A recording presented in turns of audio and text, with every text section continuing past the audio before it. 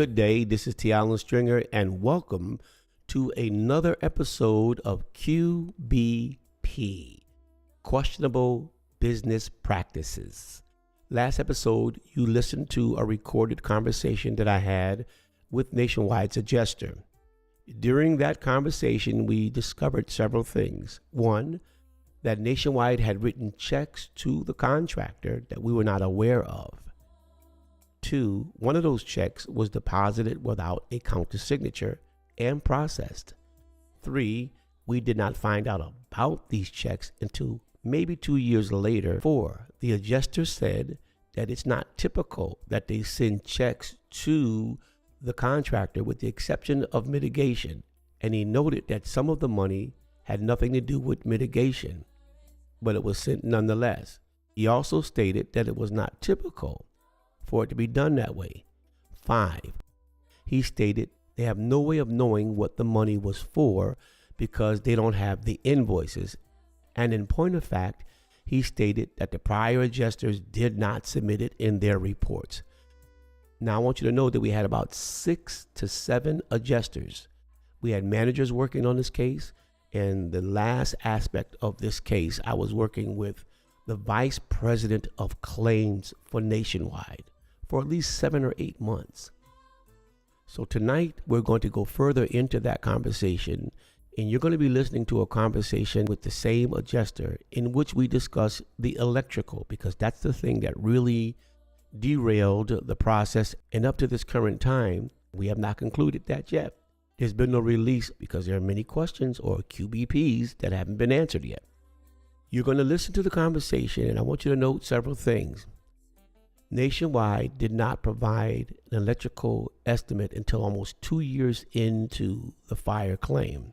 And when they did provide an estimate, they actually changed the terms of the contract. Because according to our contract, we have a replace in kind contract. Whatever was destroyed or damaged would be replaced in kind.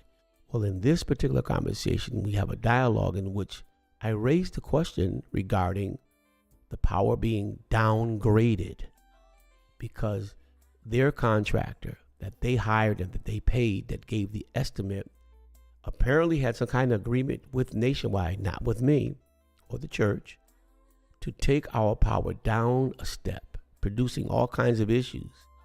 And in point of fact, causing us to be where we are today with the project not being done. Secondly, I'm going to show you a video, and that video is going to reveal the condition of the property. And then I'm going to show you that that same adjuster that I'm speaking with during the conversation sends us a check with the depreciation in the check as if to close out the agreement.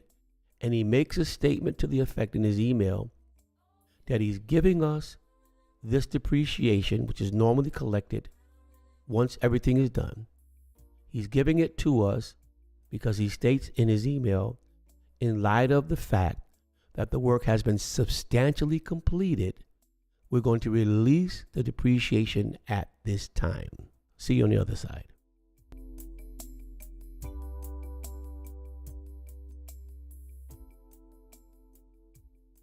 That's the okay. So now going back to the first adjuster, I don't know his name because it was like a short period of time, but the majority of this policy actually was dealt with by Andy.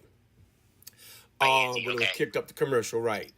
When Jeff came in, pretty much it was kind of set. It just needed to be cured a little. So when you came in, it was like the scab was already there, pretty much. So you came in and you got what you got. So my point is this, that the conversations I had with Andy, you and Jeff are not aware of. Okay. So this is why, for instance, now the electrical, which really has me concerned, not the code part, is the part of it looks to be, it's being downgraded from what I told Andy I wanted. Now, I wasn't aware of that until the electrician looked at it. I have a master electrician, and I had him here. He said, no, they want to bring your service down from where it is. Now, we had this conversation because Andy stood right here in my lobby, and we discussed it, and he said, well, do you want to keep the same power rating you have? And I said, yes, I do. And so that was my thinking of it. So I wasn't paying attention to anything after that. I thought that's what was going on. But my electrician is telling me, no, the proposal that you're looking at appears to be stepping it down from the, I think it's 800 amps that it is now. Again, that's what he said, and all that has to be verified. But if that's true, that's not what I asked Andy to do. Now we have a replacement policy, which means I get what I had. So that's the reason for getting some of the notes from him. So I need to know if that's the case. Then my first concern is that's not what I asked for. And so nobody has the right, as far as I know, to change that unless I change it. And so if that's the case, then we have a question that may need to be answered by your people as to how do we look at that. Now, there are notes that Andy should have had that talks about our conversations, and what do we do from here? So that's the electrical part. So, and which is the part we really need to get out of the way. Okay.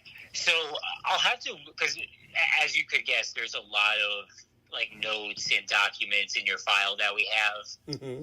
So I'll have to like look through all of it to see like what Andy documented regarding that conversation or the electrical. Mm-hmm. I mean, up front, I could tell you, I mean, that really doesn't make any sense that we would write to like downgrade the electrical, because normally it's, like we would cover for what you currently have. Correct. And then if there's code upgrades, in the city that requires you to upgrade, you have the code coverage limit to take account for that. Yes. So as far as like, Andy or who was on this before, like writing for like downgrading it. I mean, again, I'll look at everything. Mm-hmm. That just doesn't it doesn't sound right. Like that should have been done. Right. So I could definitely agree with you on that.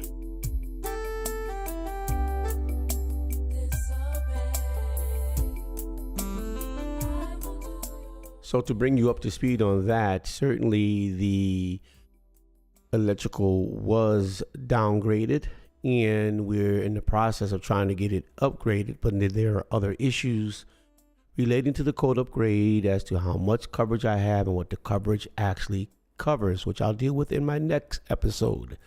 Now let's take a look at the depreciation check. So you hear us talking about the electrical. And the check that I'm going to show you is the check that was cut to try to cover for some of the shortfall. Look at this check.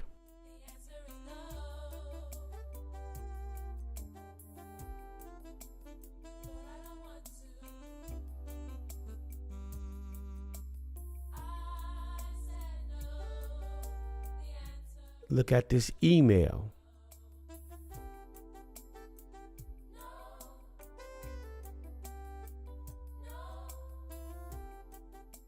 Now, just a little caveat.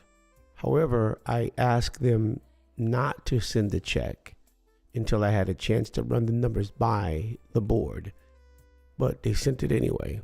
And in sending the check, he also tried to close us out by offering the depreciation, which signals that you're done. And generally speaking, the way I understand it in insurance terms, when you have a depreciation being given to you, is because it was held back until you finished the work that you said you were going to finish. Upon inspection, they then give you the balance once they approve that you've done what you said you were going to do. And here is the rest of the money we held back. And look at these pictures.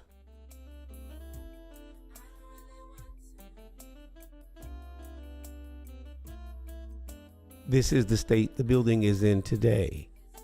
The $327,000, $350,000.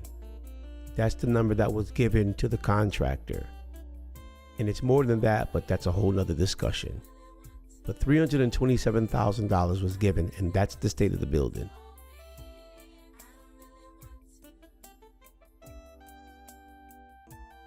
This is the state of the property today. Does it look like that's completed?